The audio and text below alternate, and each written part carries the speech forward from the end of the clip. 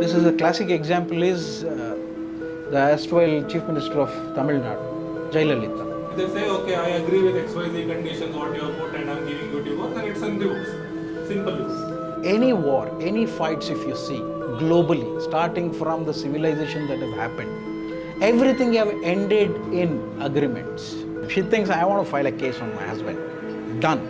8 cases can be done. But when a man wants to file a case on the woman, he doesn't have all these provisions. He has got still 2.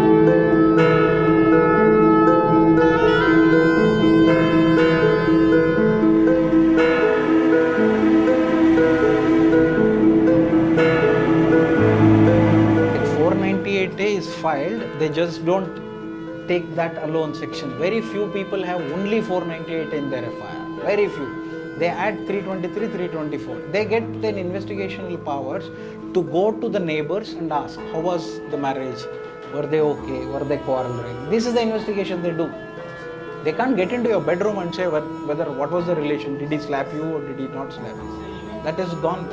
The Indian judicial system has got the powers to have the, if it is conviction, the punishment to be executed anywhere in the territory of Indian jurisdiction. Any judge can ask. That's where I said, like, the judge, once you are convicted and sentencing you to that many of year in prison, he will request which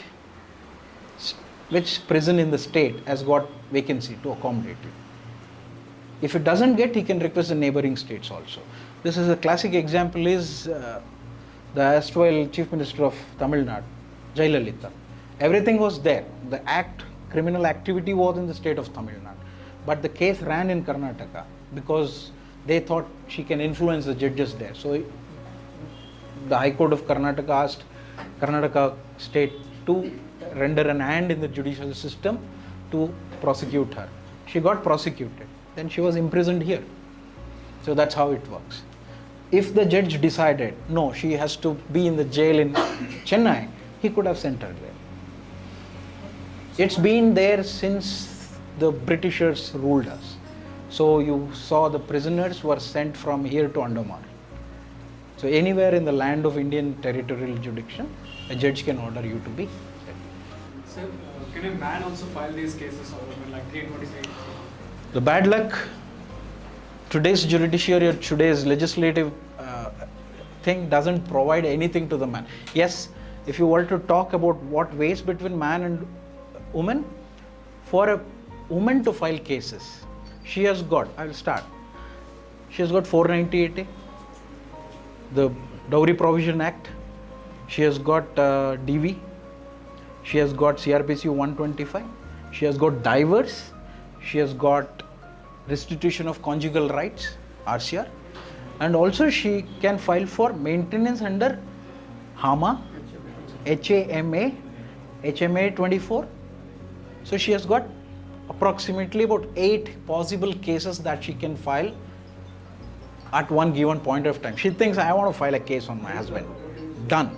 8 cases can be done. But when a man wants to file a case on the woman, he doesn't have all these provisions. He has got still 2. RCR, divorce. That's for the kids. It's not. Restitution of conjugal rights. Any IPC act is from the center. It happens in the parliament. It gets down to the state level. The assembly, the state level assembly sit, assent it, accept it. The same way, they have the powers to amend those sections. In 498A, certain states have amended that section to make it compoundable in such a way that if she has filed a 498A and if you want to discuss and you want to withdraw, please go ahead and do it. She can withdraw it by taking some money from you, property from you, or if she is so kind enough, she can just withdraw it.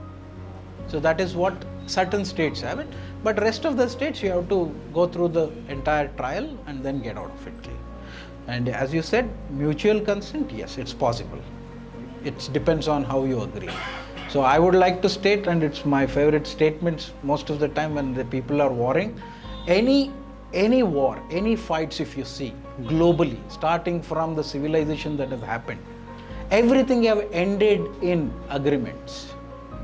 Nobody has except for the histories that discusses beyond our understanding, like beyond our textbooks, this thing. Even the oldest agreement was in Magna Carta. That's what we read. That was the oldest agreement. We cease the war. Let us not get into fight.